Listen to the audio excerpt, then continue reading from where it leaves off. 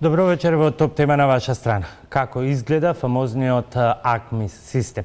Или бидејќи станува збор за софтверско решение, како треба да функционира и како функционирал кога според наодите на работната група формирана од Министерството за правда се делеле предмети на рак. Откриваме вечерва.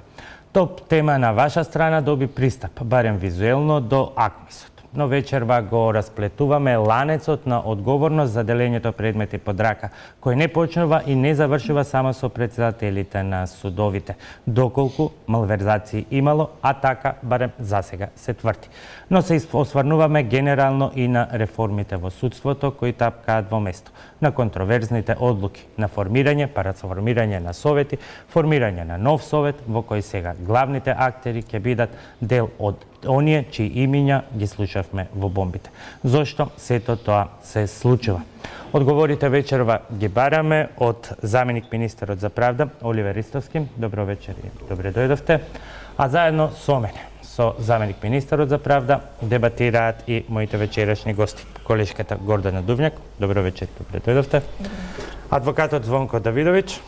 Добро вечер и за вас, и Гоце Коцевски, проект менеджер во Македонското здружение на млади правници. Добро вечер и за вас.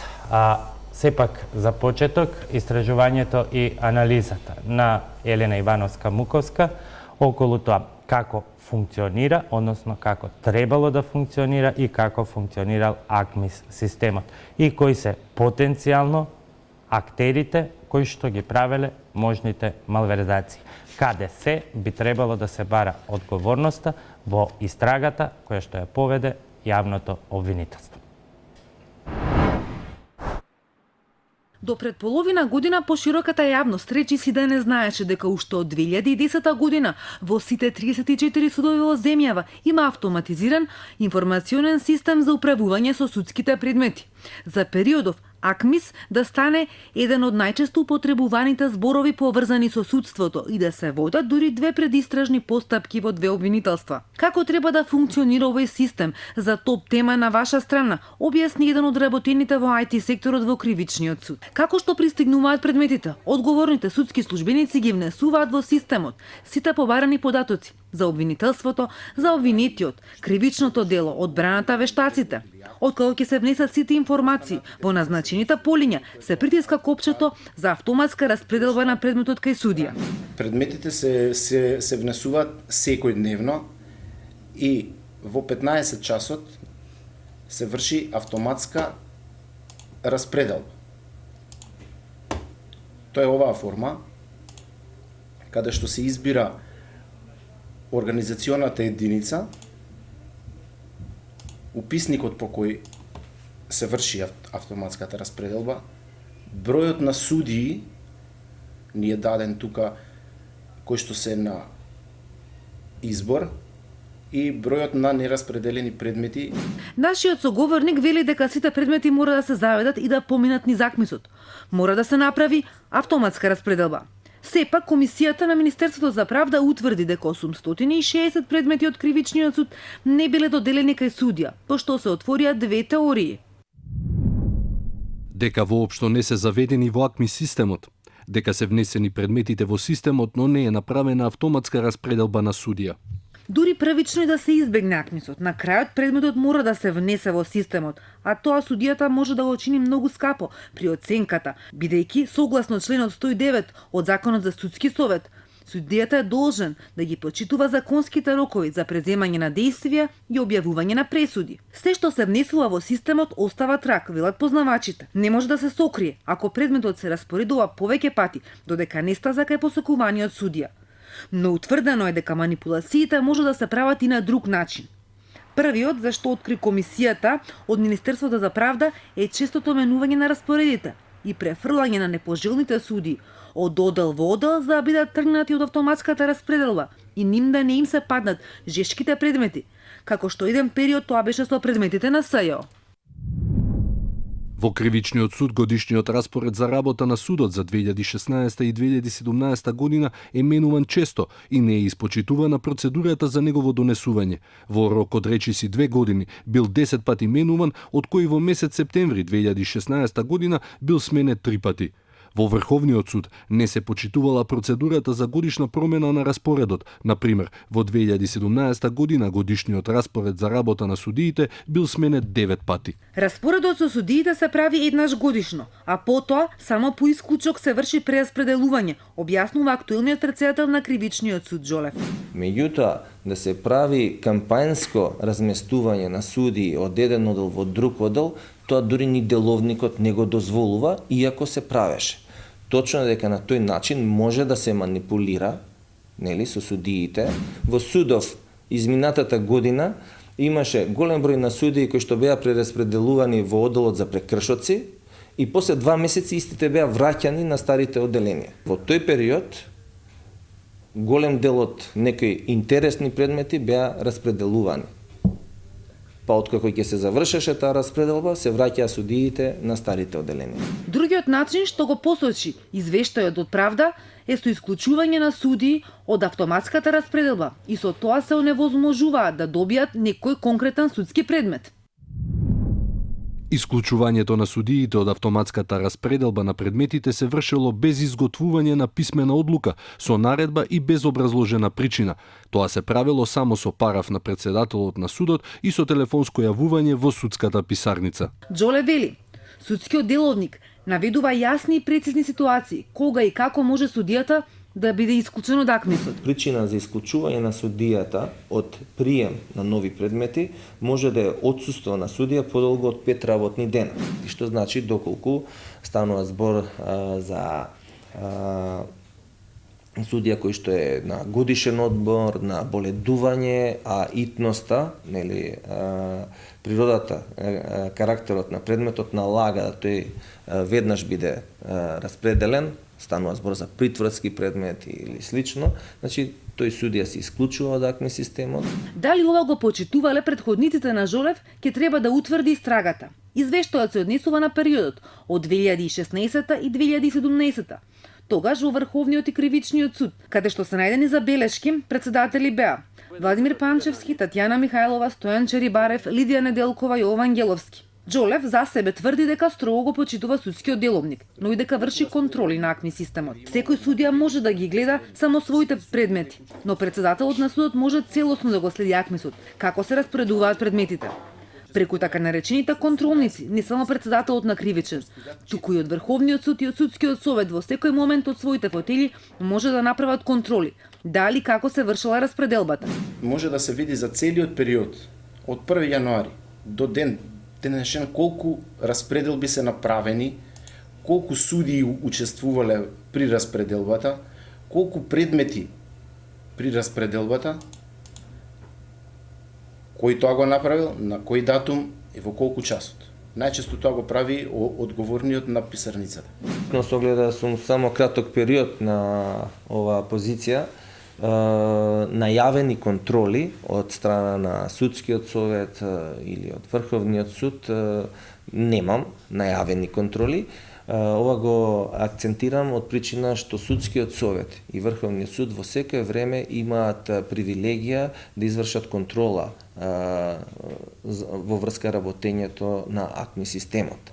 Значи, ние сме системски поврзани и они можат од нивните работни места да извршат контрола на се она што се работи, што се внесува во АКМИ системот.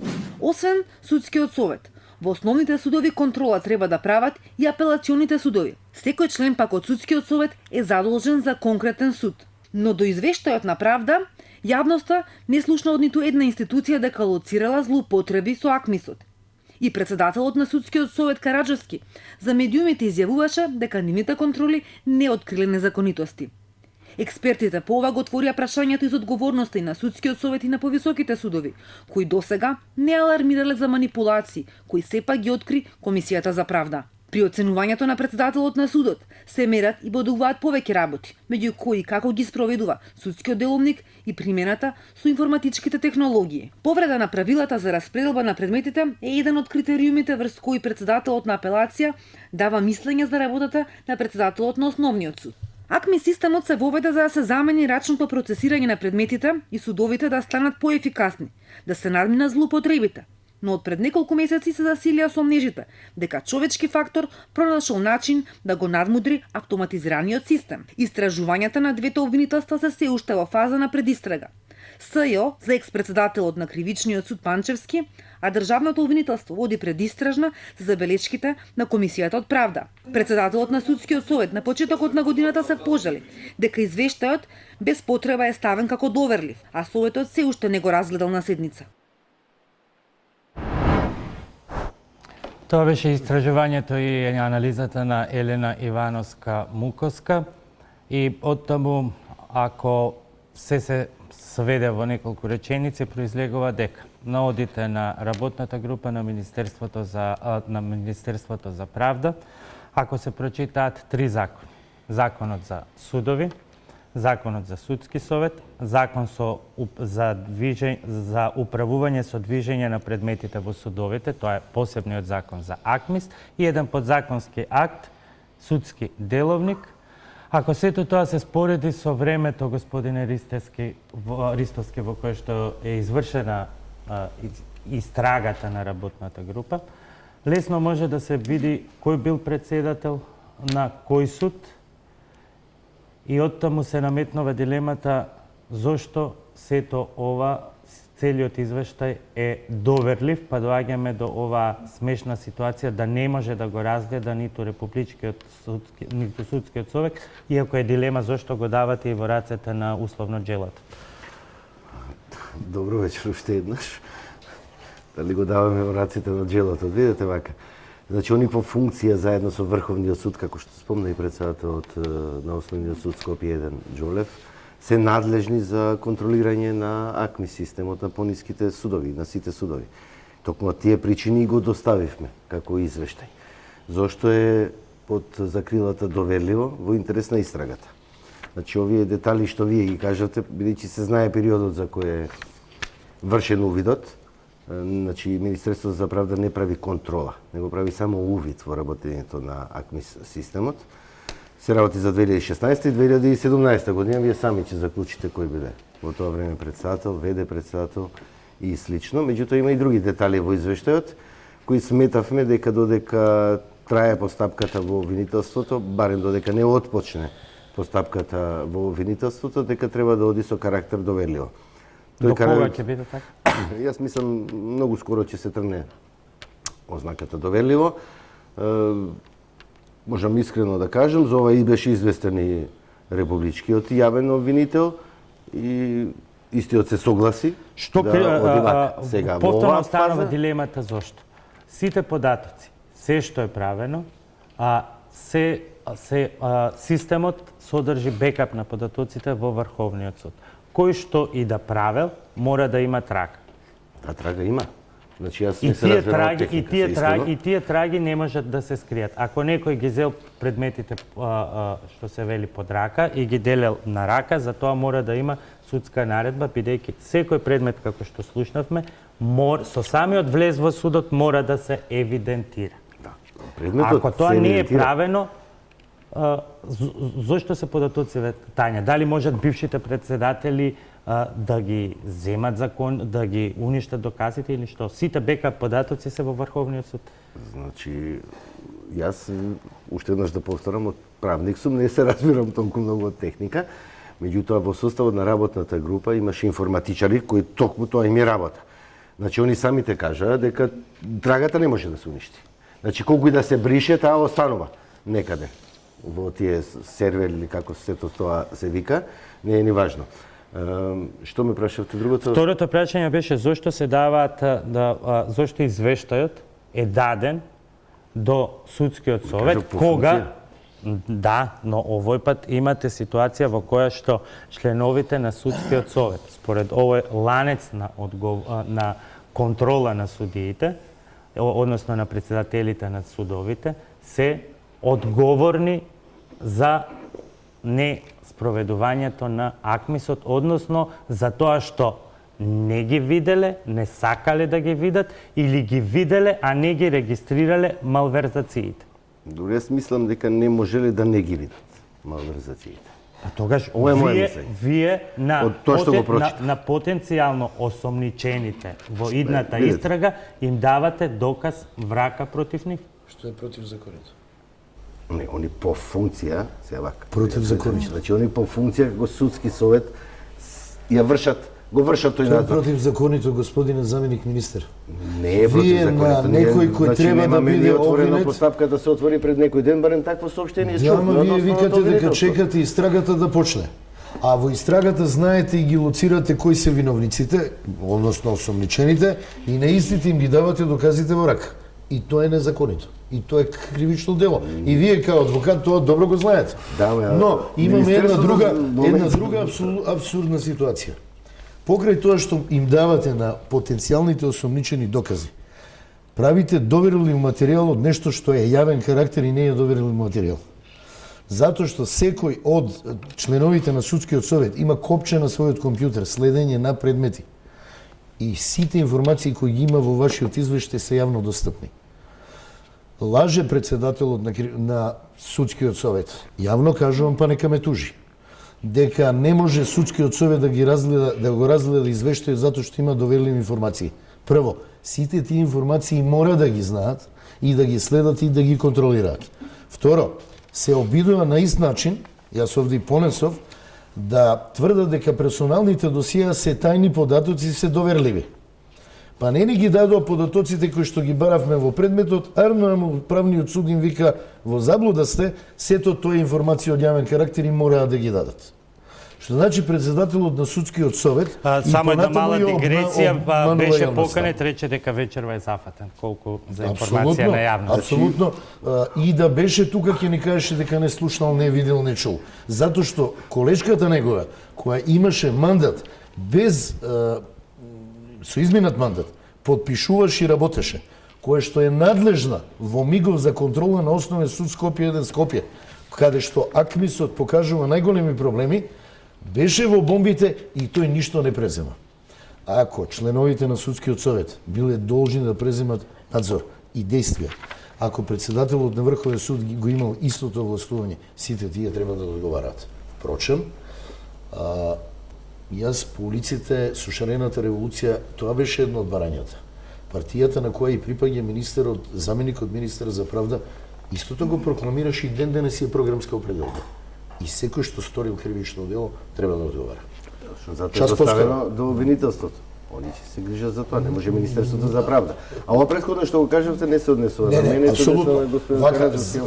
За пофалба е да не испаде во јавноста дека сме против заменикот министер. За пофалба е, само да кажам, се извинувам, за пофалба е што прв пат се спроведе една истрага, комисија, увид за АКМИСот. На чуен глас и Министерството за правда тоа коректно го направи. Формираше комисија. Никогаш немало претходно контрола од Министерството за правда. Апсолутно. Единствено што е замерката е што добива признак и призвук на доверливо, што му овозможува на главниот виновник да се извлекува. Ова е прва контрола, бидејќи беше барање на прибе. Меѓутоа Не одиме по сите судови сме сега веќе. До Великден, отприлика до 3 мислам април, не ме држате за збор, ќе поминат 12 суда со сите судови со проширена надлежност и апелационите судови. Значи помина Штип, помина Гостивар и сега на памет не го знам распоредот како оди, во сите судови ќе се оди. Значи нема да заврши само со Скопскиот суд, да речете, само гледате Основен еден, апелација Скопје и Врховен суд. Не, и другите апелациони подрачи, и другите апелациони судови. И судовите со проширена надлежност. Останува сепак дилемата околу судскиот совет, бидејќи најмалку 3 члена. Член 79 од Закон за судови, ајде да не ги читаме сите одредби. Член 128 од Закон за судски совет, член 122 од Закон за судски совет, примена на судски деловник, примена на информатичката технологија и повреда на правилата во врска со распределба на предметите. се клучни ставки при оценувањето на секој Тоа председател беше следното што сакам да ви го кажам. на секој председател на суд. И тоа, примена на информатичка технологија носи 20 бода. Ефикасно организирање на работата во поглед на функционирањето на судот носи до 30 бода, што повторно го опфаќа распределбата на Нешто што предметите. Пачевски го добиваше неколку пати и стануваше председател на судот. Доколку судскиот совет, затоа е прашањето зошто ги давате доказите во рацете на джелото. Доколку судскиот совет ги проверувал сите овие податоци, доколку апелација ги проверувала сите овие податоци, голем дел од овие председатели на судовите, за кои што вашата комисија сега констатира неправилности и малверзации според зборовите на министерот, немало да бидат избрани, а тие ги избрале, што води до логичен заклучок дека и членовите на судскиот совет не ја извршиле својата функција. Точно. Од тука е прашањето зошто му ги давате доказите во рацете на потенцијалниот джелот. Се извинувам со сиот ризик за кривична пријава за клевета поради нарушување на презумпцијата на невиновност, меѓутоа се е толку и јасно, видливо и читливо од три обични закони. Добро, ги доставивме и до винителството, и до судскиот совет со оглед дека он е надлежен за акмисот само од таа причина. Сега, обвинителството ќе се утврди кој е виновен и дали имало ланец на вина и во повисоките инстанции, освен само кај председателите на или тие што вршеле извинувам должност. уште еден 20 април 2016 година спроведена контрола од страна на апелационен суд Скопје на подрачјето апелацијско, посебно нагласено дека е спроведено користењето на АКМИС системот, не е утврдено ништо. Дали во ланецот на одговорност влегува председателот на Секако должност е на председателот на апелациониот суд Скопје да се грижи за работата на пониските судови во Скопје. Тоа се двата, единица и двојка. Повелете, колеги, да вклучувам вас. Значи, целата оваа фама со АКМИСот некако многу ме подсетува на партиските тефтирчиња. Значи, сите зборува, никој не можеше да го докаже додека не се појавија бомбите и излегува дека сега постои завет за молчење во судството. Сите знаат дека имало некакви нерегуларности со распределбата на предметите, а прашање е зошто толку се молчало и што се чекало до сега и како некои председатели на судови добивале високи оценки и биле напредувале. Меѓутоа, она што мене ми пречи е некако предолго траат целите овие процеси. Прво, со месеци го чекавме извештајот на работната група, сега чекаме превезот од строго довирливо да се тргне, па обвинителството да почне за да обвинителството, работи. Гордана, ако ние ги поврзавме сите овие 4 закони со временските рокови, а тие имаат толку корисен материјал во свој раце, останува зошто толку многу чека обвинителството? Прашање за државниот јавен обвинител, меѓутоа и колешката Муковска многу убаво и пластично ги исцрта тие линии на вертикална и хоризонтална одговорност, така што сите овие работи некако паѓаат во очи и се чинат непотребни. Затоа пак додека чекаме од јавното обвинителство да почне истрага за овој случај, читавме деновиве изјава на председателот на Врховниот суд, кој по функција ќе биде нели член во новото тело за имплементација на судските реформи, кој кажа дека самиот си формирал нова работна група од суди, професионалци, информатичари, во соработка со компанијата EduSoft, што го организирала софтверот и ќе правеа контрола на системот од 1 јануари 2011 до сега. Затоа па побрза да каже дека работната група на Министерството за правда немала сериозен пристап, па контролата во неговиот суд траела само 1 час, половина час во кривичниот суд или обратно, како и да е, премногу време се губи на непотребни работи и се разводнува целата оваа работа што станува бесмислена. Од извештајот на работната група беше изнесен податок дека над 800 предмети не се распределени. Исто така, кога стануваше збор за Врховниот суд, беше кажано дека манипулацијата најмногу се врши со годишните извештаи, не случајно имаме толку чести промени на годишните извештаи. На годишниот распоред на судии. Затоа што кога станува збор за работата на Врховниот суд, се знае дека таму одлучуваат во петорки, и ако фокусот на предметите е на кривичните предмети, ја не верувам дека е на граѓанските, многу е едноставна шемата. Ако по функција председателот на Врховниот суд е и самиот председател на Кривичниот совет, има еден колега кој што му е сигурен тип и знае дека во секое време ќе гласа за одлуката која што треба да биде предвидлива, тогаш е доволно од 5 члена само уште еден судија врховен да се најде и да помине било која одлука со прегласување 3:2. Тоа го видовме во изминатиот период и неколку пати се случуваше. Не знам што му е потребно повеќе и на обвинителството и на СЈО да ги отворат овие процеси кои што се повеќе од очигледни. Пред да ве слушаме и вас, господин Ристовски, знаете вие за ова посебна истрага што ја најавува председателот на Врхов? Не, мислам дека прочитав некаде по интернет порталите, ама требало тоа многу порано да си го направи таа група, комисија или како ја крстил, што ќе го нагледува аквин системот. Сега више доцна е. Заврши таа приказна, имаме извештај, готово. Коцевски, кој се од овој аспект вашите согледувања, бидејќи детално како дел од мрежа 23, која го опфаќа повеќе на невладини организации, го следите целиот овој процес? Па јас би сакал да се согласам целосно со оно што го спомена мојата соговорничка Дувјак. Цела во оваа афера со АКМИ системот укажа на неколку системски, повторно ни укажа потенцирано неколку системски недостатоци во нашето судство. Од тој завет на тајност во кој што се функционира тоа судство и премолчување на очигледните недостатоци, не само во однос на распределбата на премите, туку и во однос на многу други негативни процеси кои што се случува во последниве 10 години.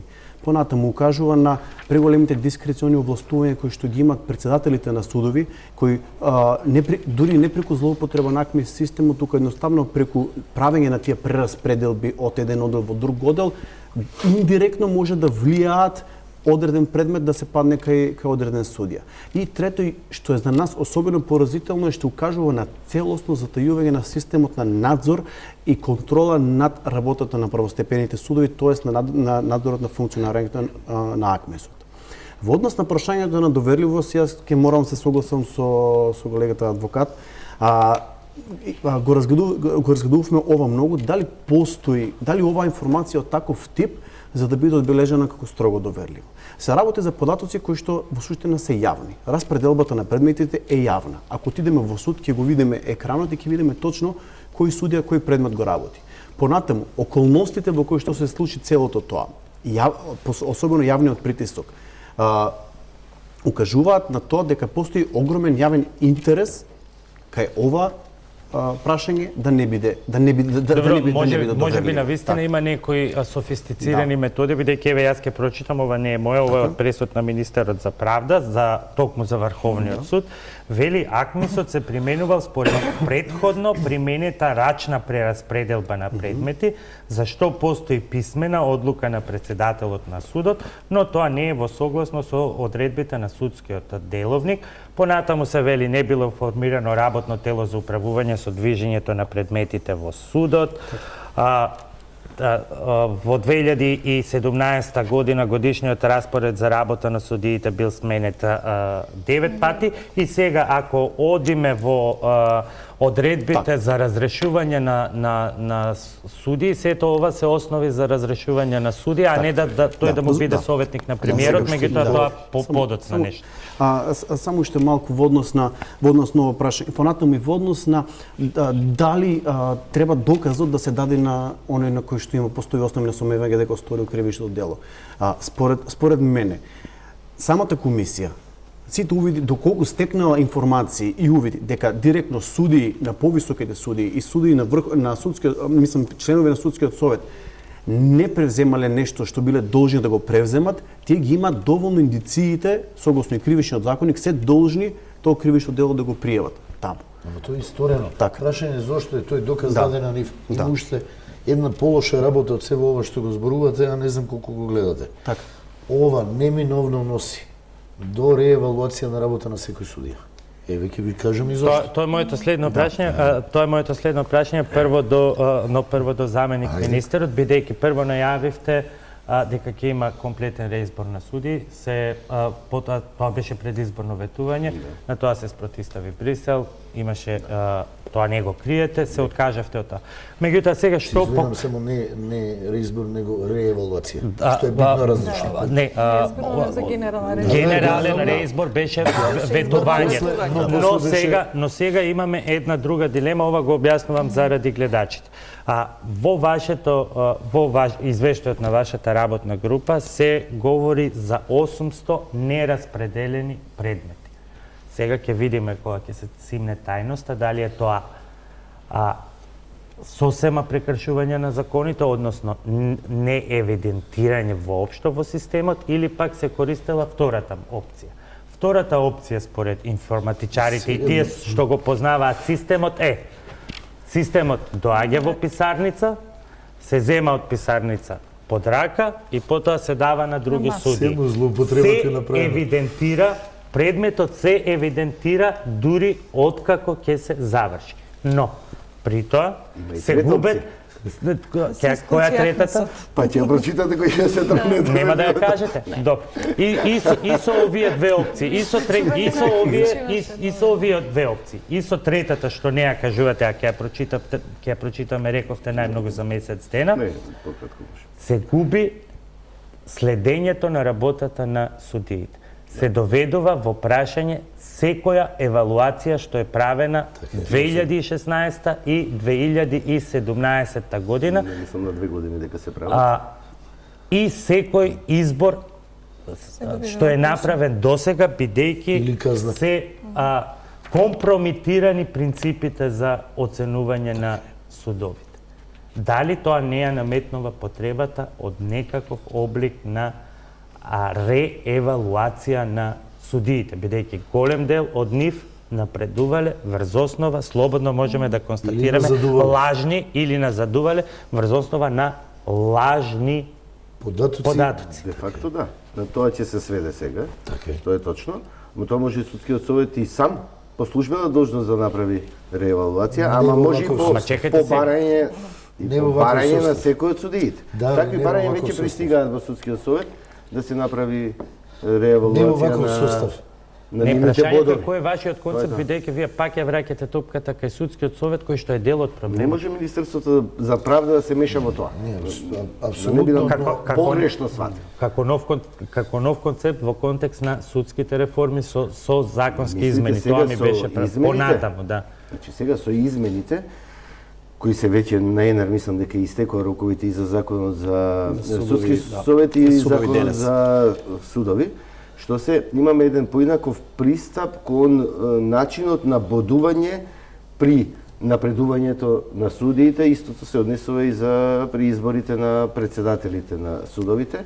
Значи да не биде само оној квантитативен, највеќе се до сега се базираше бодувањето на квантитативниот дел. Толку си решил, толку ти укинале, толку проценти ти се успешност и слично. Не, се оди и на квалитативните моменти. Има држави кои што воопшто немаат оценување? Имаат. Имаат ефикасен правен систем. Тоа беше и дилемата затоа и направивме јавна дебата. Беше дилемата при кој концепт да се земе, чекаме, бидејќи мислам дека денески истекоа тие рокови неинерот од 20 дена, сега чекаме да видиме од сите релевантни институции, од невладините, од сите, да ни дадат забелешки од Сдруженијето на судиите, да ни дадат забелешки или што мислат дека може да се подобри во овие текстови пред тие да влезат во Но говориме за оценување и евалуација во еднина. Колеги, дали е потребно да се направи евалуација или реевалуација или оцена на она што било досега? Еве, од Гордана патираме, бидејќи ова очигледно покажува, овие факти очигледно покажуваат дека сите унапредувања, уназадувања може да се оспорат, бидејќи во основа имаме нерелевантни податоци. Тоа е едната димензија, а втората е дека судскиот совет и оценувањето и бодувањето при изборот го зема како сака. Никогаш го зема во предвид, никогаш воопшто не го зема и тврди дека изборот на судија е резултат на расположението на членовите. Така што јас и го разбирам разочарувањето на судиите и од последните избори, каде што четврто рангираните беа избрани во повисоки судии и се случи, како што ви е познато, и дел од судиите во знак на незадоволство и да истапат од Сдруженијето на судии, бидејќи сметаа дека Сдруженијето на судии неадекватно се ангажира токму во овој дел на начинот на избор и унапредување на судиите. Само ќе ве потсетам, деновиве неодамна имаше една јавна дебата во организација на Сдруженијето на судии, каде што токму представниците на судската фела најмногу се задржа или нивните основни барања беа да се утврдат јасни критериуми и објективни критериуми за избор и напредување. Тоа сега нема. Но моето прашање е освен она што се дебатира за она во иднина. Ти си премногу во судските ходници како новинар. Тука имаме адвокат, невладина организација. Значи, дали по се што слушнавме во бомбите, а сега се потврдува и низ конкретни извештаи, треба едноставно да се случи амнестија или амнезија на она што било во минатото. Тоа е дилемата. Ни другото не треба да се случи, затоа што тоа е неправда кон една голема бројка на судии кои што се честни и одговорни. И не може заради една група од привилегирани и политички определени судии да страда целото судство и да има толку лош имидж. Тоа мора да се направи, што поскоро тоа подобро. Реевалуација на секој судија поединечно. И тој што работил според прописите ќе помине и ќе биде понатаму судија, но ја ги делам на три категории за разлика од другите. Едните активно учествувале и го правиле она што го правиле, што е еднакво на кривично дело и треба да одговараат. Вториот дел молчел, кој е еднакво учесник и соучесник на оние првите, и третиот дел имал можност и кажал, но немало кој да го заштити, тие се во многу мал број. Од таа причина, моралниот лик на еден судија во нашето општество, без оглед, колешката Гордана Думјак што мисли дека судството не е на тоа дередже, апсолутно е морално паднато до еден последен судија. Немам јас Затоа што ни еден судија, се додека не беше лично засегнат, не излезе и каже што се случува за задворените врати. Ние дојдовме во ситуација каде што извештаите ни посочуваат дека судскиот совет е глава на рибата која смрди.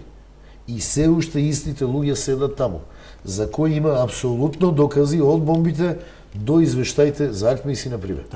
Коцевски, потребна ли е реевалуација, преоценување бидејќи очигледно дека владава потклекна под притисокот на Брисел за реизбор, генерален, иако не се знаеа модалитетите какви би биле. Мораме да направиме разлика меѓу генерален реизбор и вонредна реевалуација на сите суди. Вонредната реевалуација не е ништо што е надвор од оно што го имаме ние во закон. Така. Значи, секој судија на 2 години е предмет на детална евалуација од страна на судскиот совет. Прашањето се отвора кој ќе спроведе таа евалуација и како ќе се спроведе таа евалуација. И тука треба многу да се внимава. Еден од пожелните и можните начини е да се комплетира овој извештај што го спомнавте, заменик министре, на ниво на сите судови. Значи, да се утврди точно каде и во кои судови се имаат случувано тие работи и да се направи добра, така наречена бейслайн анализа, каков е статусот на македонското судство сега во моментот, кои се слабите точки и каде се слабите точки. Дали се наоѓаат кај председателите на судовите, дали се наоѓаат во повисоките судови, дали се наоѓаат секаде ни системот. И врз основа на тоа може да се спроведе вонредна евалуација кој што ќе ги оценува и секој судија. И судиите кои што си ја честно вршеле работата и кои што биле успешни, напротив, тие треба да таква евалуација напротив ним ќе им овозможи да просперира во нивната кариера.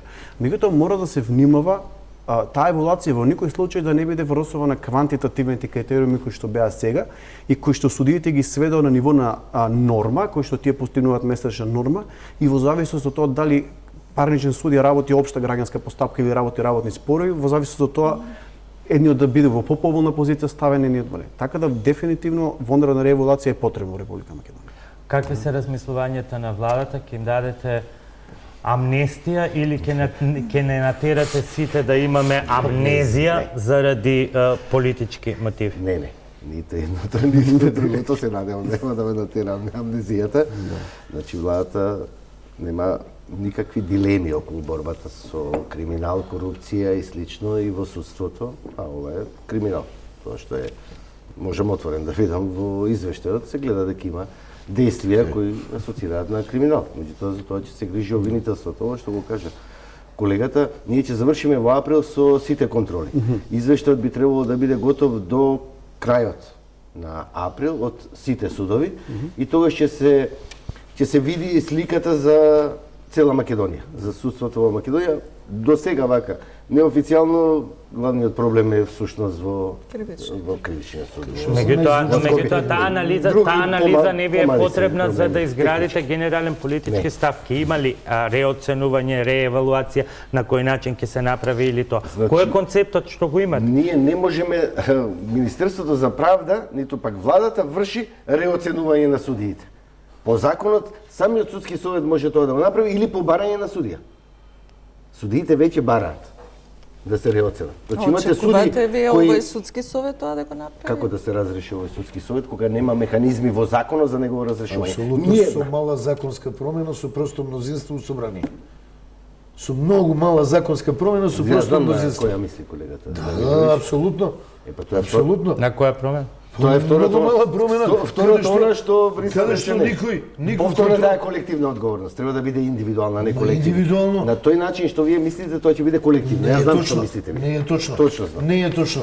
Ако извештај на мене, мој, твој и негов извештај не усвојат, криви сме сите тројца. Без оглед што Брисел мисли.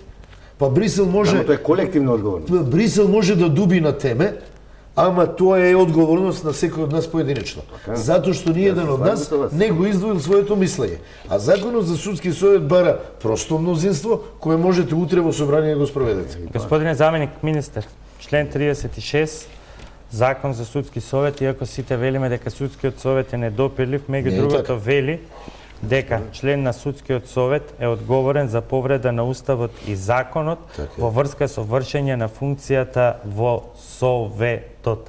Ако член на судскиот совет по закон е задолжен да врши контрола на секој суд, ако судскиот совет во целина е задолжен да ја врши таа контрола, а АКМИСот покажува дека таа контрола не била вршена од страна на членовите на судскиот совет, бидејќи ова ќе се знаело и лани и полани, а не сега, тогаш дали не е исполнет условот од член 36 за одговорност на членовите на судскиот совет? Тоа е услов за одговорност, да се вратиме на ова.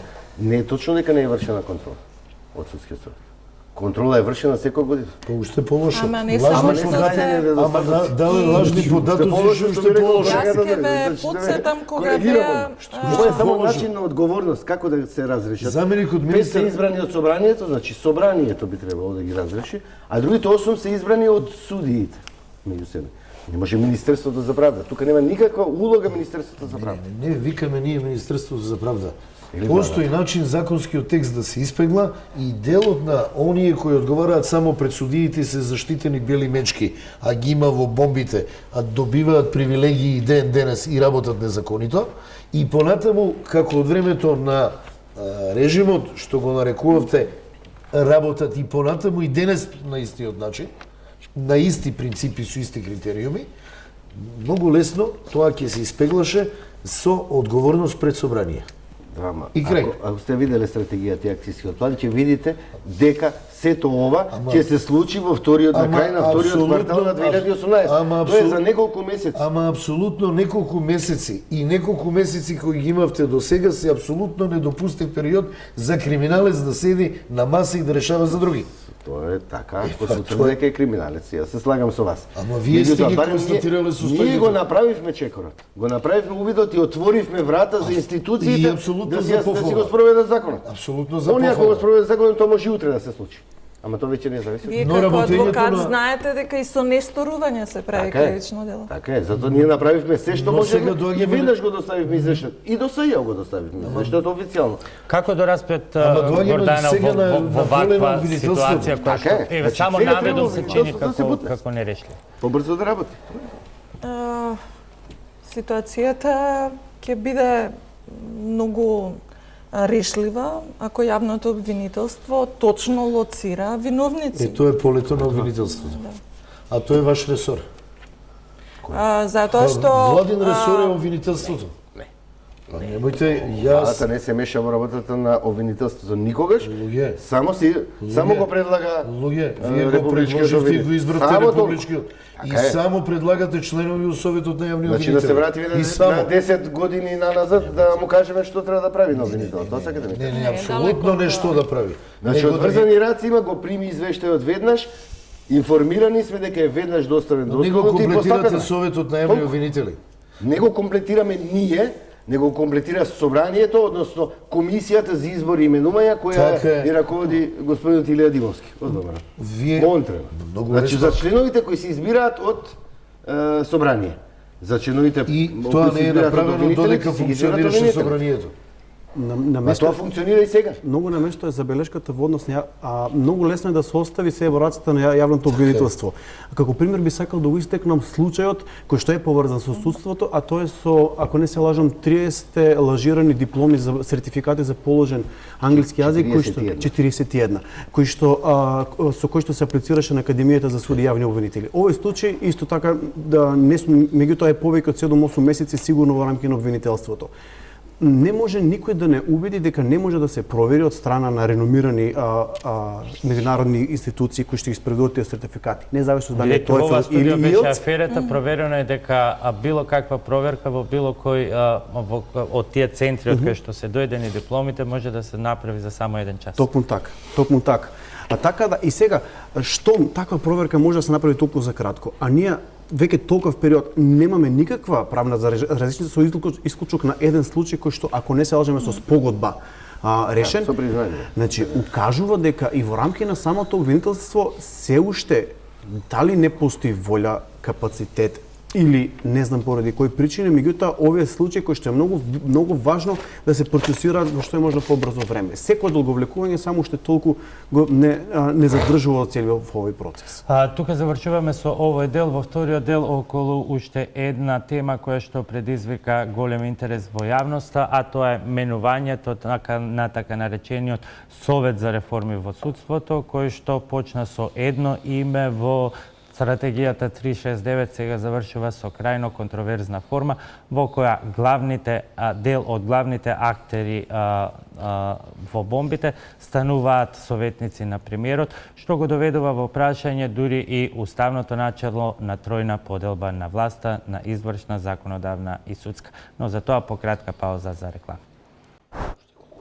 Совет за реформи во судството, за кој што се сметаше, а и по составот беше совет на експерти, мислители, за кои јавноста очекуваше дека ќе ги кројат идните законски решенија. Но се случи кавга, според некои изјави од политички влијани. Советот се распадна, па сега, за разлика од она што го пишува во планот 369, премиерот со идеја да формира нов, за следење на имплементацијата на судските реформи, а во него и дел од актерите кои што ги слушнавме во бомбите. Како со нив ќе се реформира судството. Да слушнеме прво дел од она со што всушност СДСМ дојде на власт и за што всушност велеше дека повеќе никогаш нема да се повтори.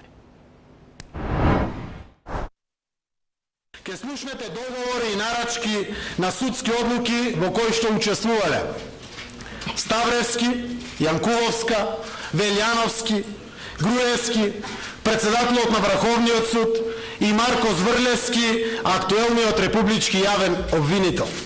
Во разговорот потврдуваат дека во местењето е вмешан Никола Груевски, а дека од друга страна председателот на парламентот Трајко Велјановски и неговиот кум и тогашен председател на Врховниот суд Јово Вангеловски обезбедуваат ревизија преку ред и укинуваат пресуди.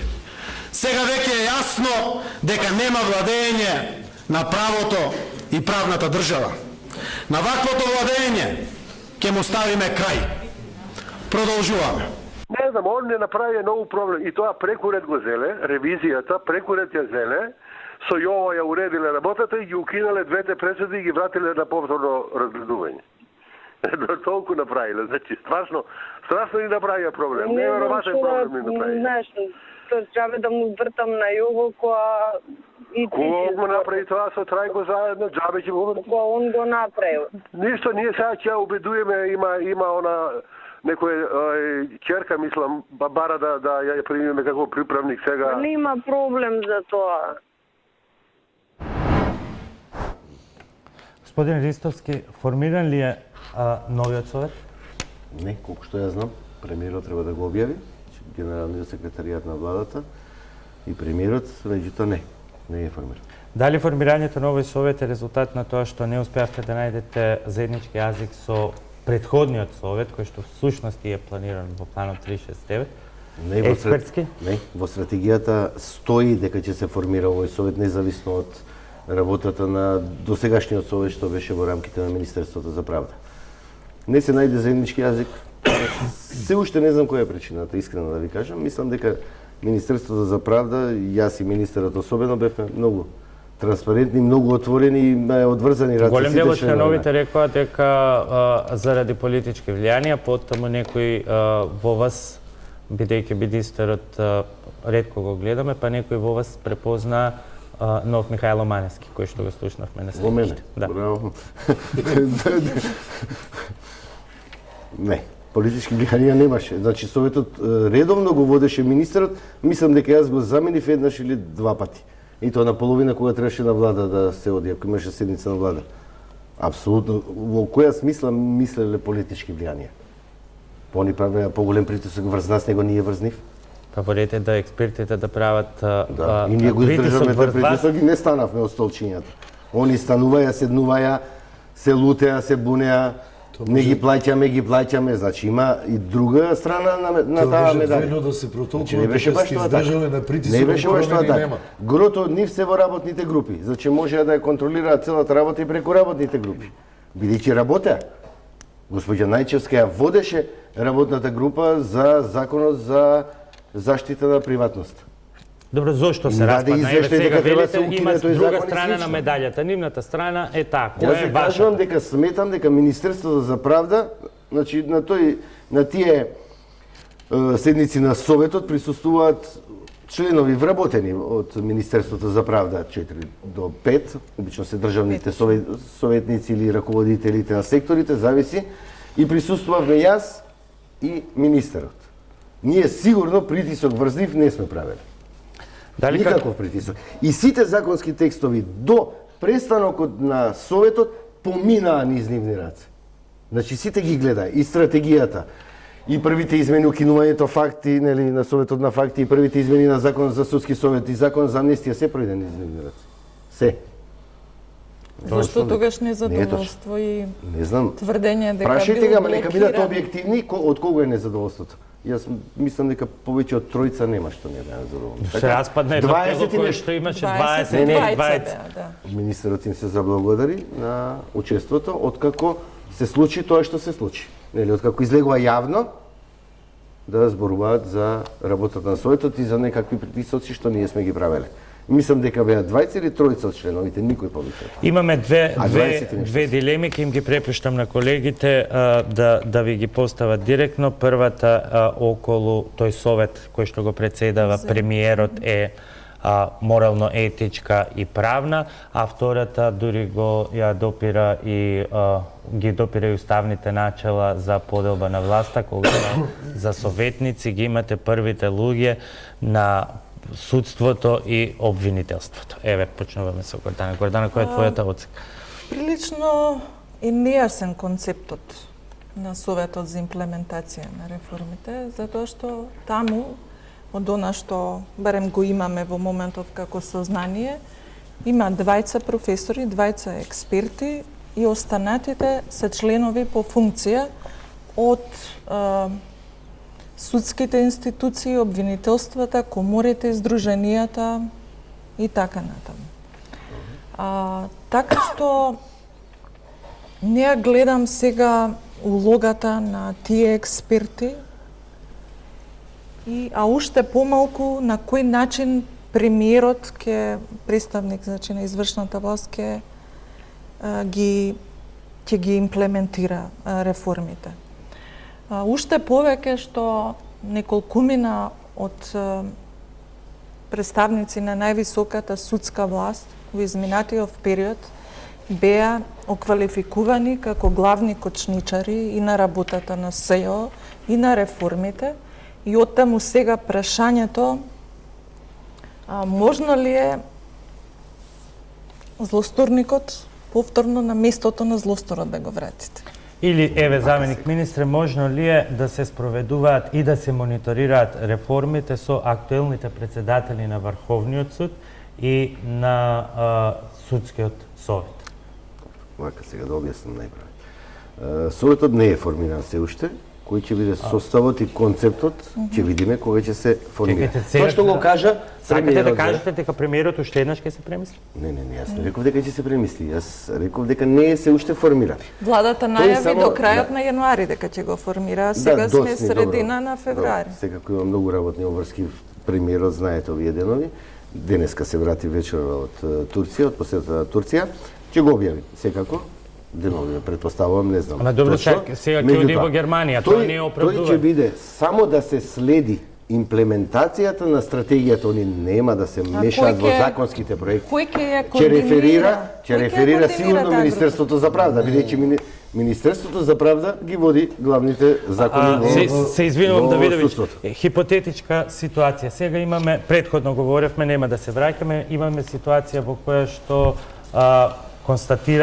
се констатира очигледно одговорност и на Врховниот суд или ќе биде констатирана и на апелација и на судски совет.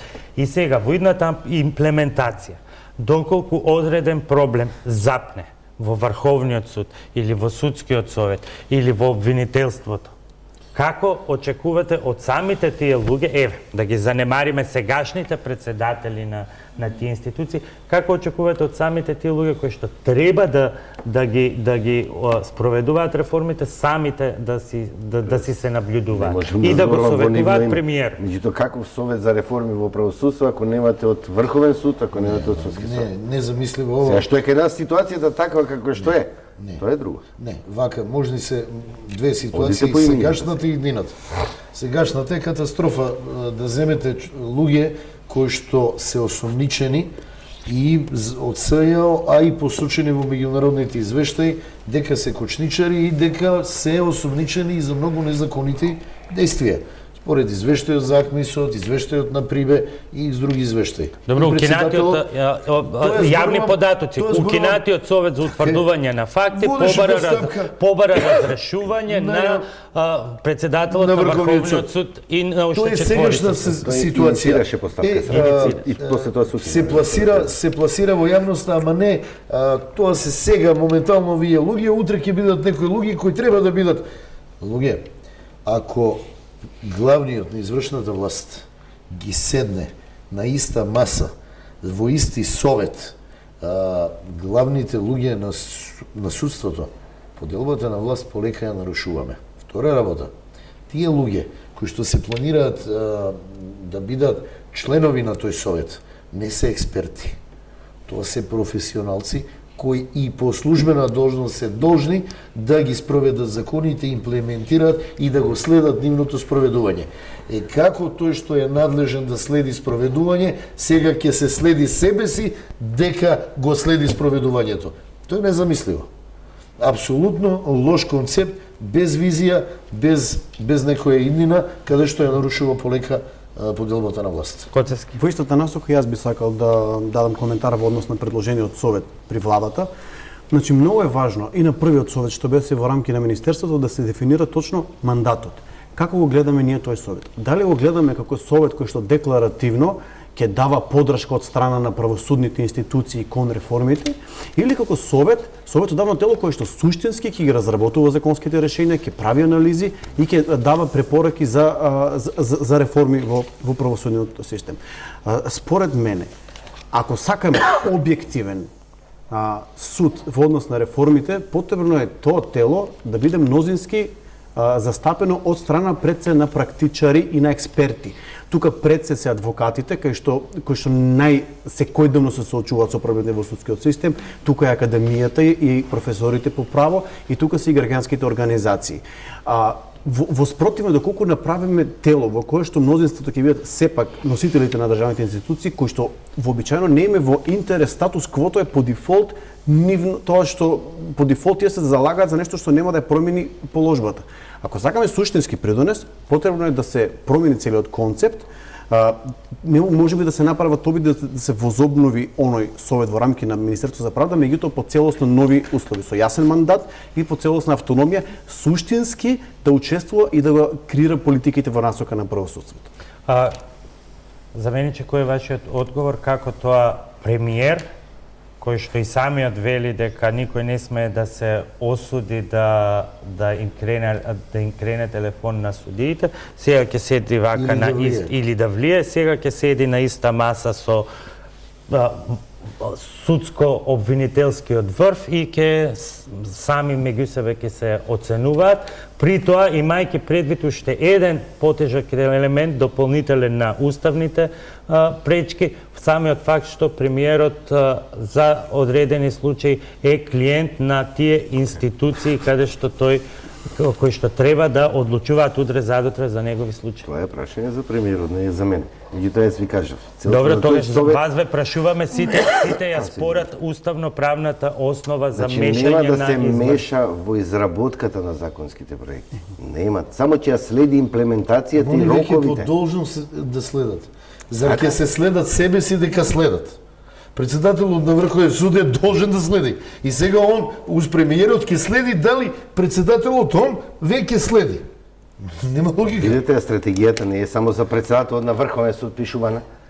Таа е за сите законски проекти. Председателот на Врховниот суд треба у советот да се направи во правосудството во 2022. Председателот на Врховен треба да седне таму. Онда председателот на судски совет треба да следи во сите судови и сега он себе си како член на совет ќе го следи председателот себе си. Да ги наброиме сите, тука се Гордана и председател на совет на обвинители, специјалната јавна обвинителка.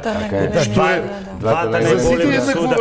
Меѓутоа не треба да се заборави еден момент дека ако нешто им фалеше, им недостигаше во изминатиот период на првите луѓе на судството, тоа е само критика. Тие до денеска тврдат дека лошиот имидж на судството е резултат на перцепцијата и на новинарите кои што креирале таков. Се извинувам и на адвокатите. И на адвокатите, така. И на странските служби. Имаме уште еден краток преглед на тоа на што се обврза владата и одиме со завршените зборови и завршените прашања околу уште неколку апсурдни ситуации кои што се случуваат со судските реформи, во кои што наместо реформи се создава законски вакуум, како што е укинувањето на Советот за утврдување на факти.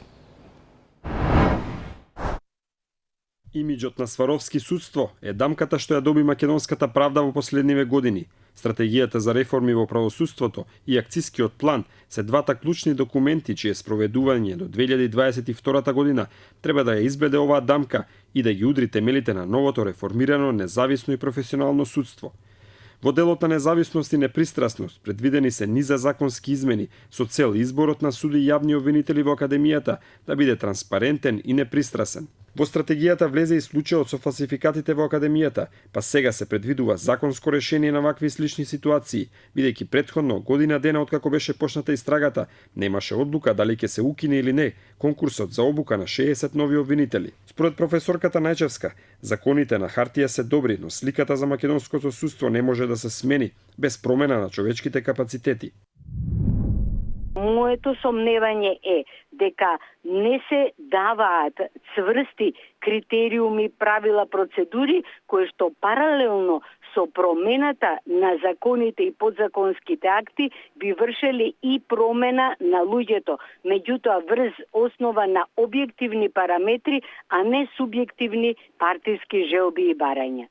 Стратегијата предвидува во иднина да не може нови институции да се формираат со носење закони по брза постапка и без анализи, како што беше случајот со формирањето на Комисијата за лустрација и така наречениот Совет за утврдување на факти. Клучни се и реформите во Судскиот совет и Советот на јавни обвинители. Предвидено е изборот на членови од редот на најискусните суди јавни обвинители, законско прецизирање на условот истакнат правник, како и транспарентни механизми за одговорност и отчетост на судиите.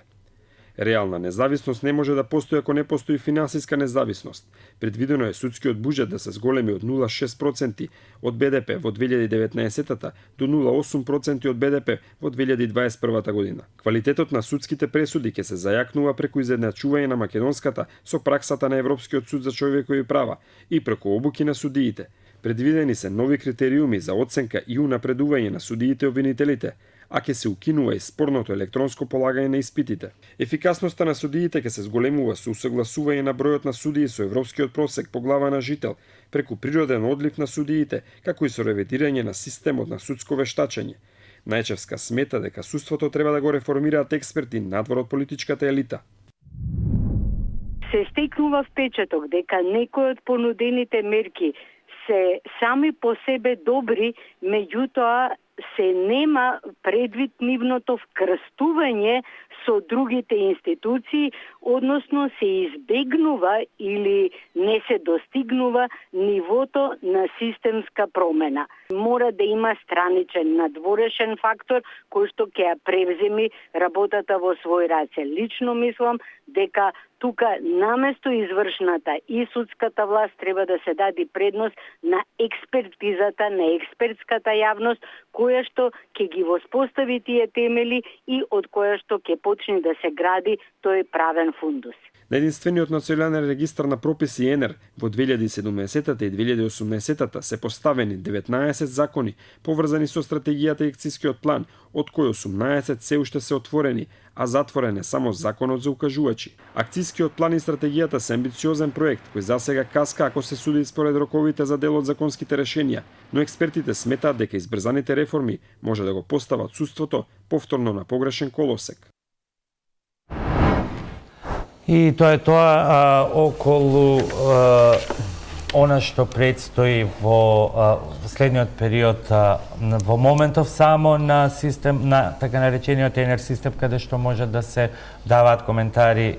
Поставени се 19 закони поврзани со стратегијата и акцискиот план, од кои 18 се уште отворени, а затворен еден, односно денеска е затворен уште еден, значи 17 се сам и натаму отворени. За мене една дилема остана во јавноста, бидејќи се случи измена на закон, на укинување на закон на Советот. Имаше и измени на закон за судски совет и од каде сега на судскиот совет не му е јасно што треба да прави, односно што да прави со предметите кои што ги наследи од Советот за утврдување на факти. Тој стапи во сила измените. Целата надлежност што беше претходно кај Советот на факти, сега е пренесена во судскиот совет. Не знам зашто не е јасно. Значи претходно беше кај судскиот совет. Значи таа била секогаш од основањето на судскиот совет, таа беше во надлежност на судскиот совет. Ова беше со тој вештачки орган кој не знам како се случи. Сите тука сте, можам да ве наречам правни експерти и сега што лаик како мене или како голем дел од нашава публика во сите овие правни заврзлами ќе помисли кога председател на судски совет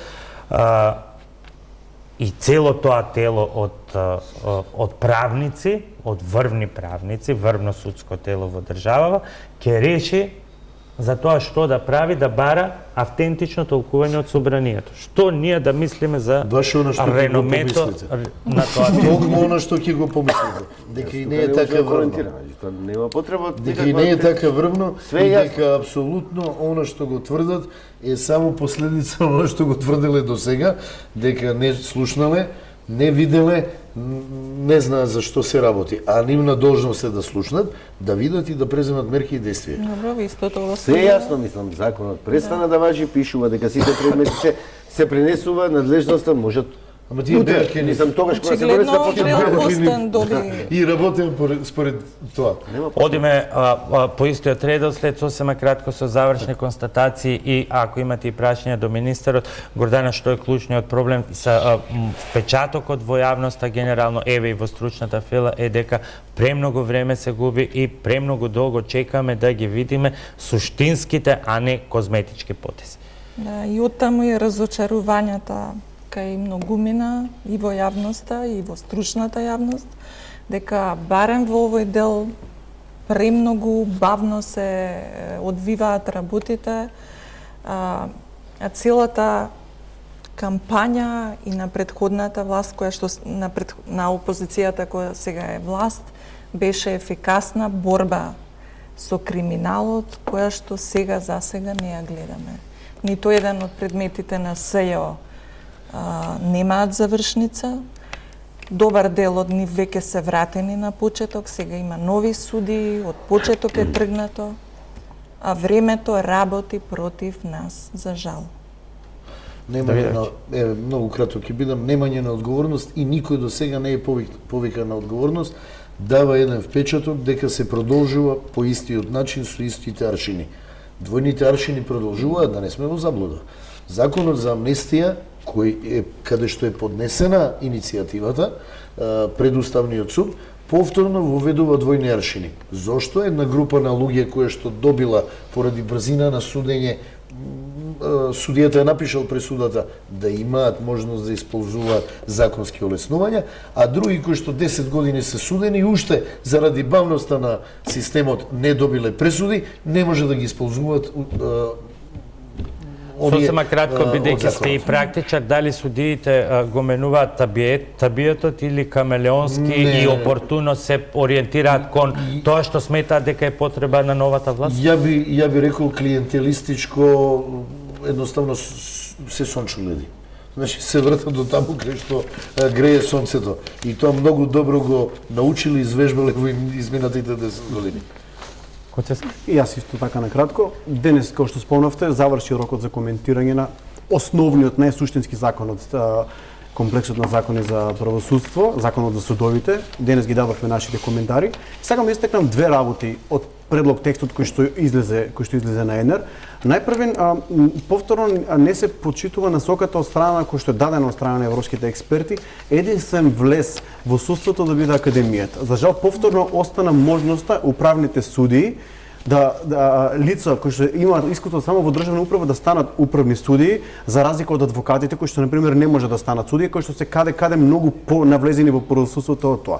Дополнително таа можност преку државен орган да се влезе во управен суд многу лесно може да резултира и со влегување директно во апелационен или во врховен суд. Тоа е суштинска реформа која што мора да престане. И уште нешто на кратко, само потребно да се зголеми рокот за стекнување услови за апелационен судија. Значи 4 години не е доволно работно искуство во првостепен суд за да го стекнеш знаењето и правното резонирање кое што е потребно за судија во апелационен суд. Судии претрча буквално. Господин Ристовски, за крај слушнавте разочарувањето е големо, очекувањата не се остварени, сведоци сме на апсурдни ситуации, еве ќе го споменеме бидејќи ќе тужи во Страсбург, македонското судство според сегашните закони функционира по ова шема. Господин Нанев, како кандидат за судија на апелациониот суд, не беше избран. Зошто? Знаеме да не повторува.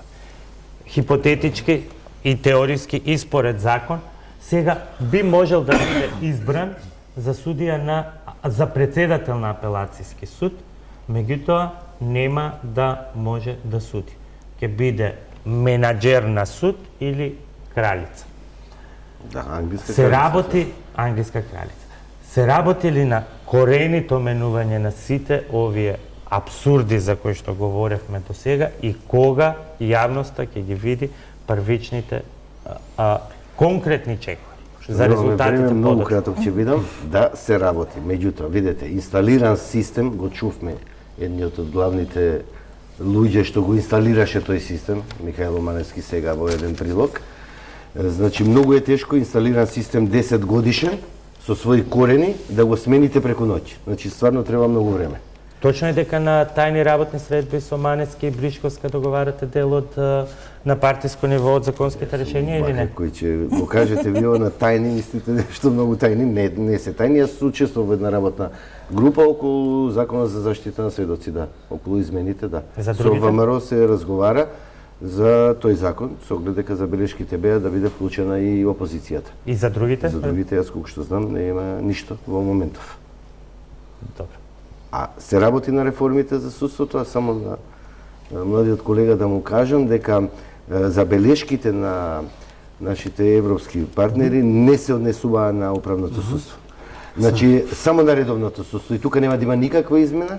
Академијата ќе биде основниот предуслов. Да, меѓутоа, лоша ни е сега состојбата со Академијата. Тоа е втората страна на медалјата, што сега немаме кадри. Нема многу време, но ќе ве прашам, бидејќи во ова студио со ризикот ќе бидам критикуван, крадам време од другите содржини.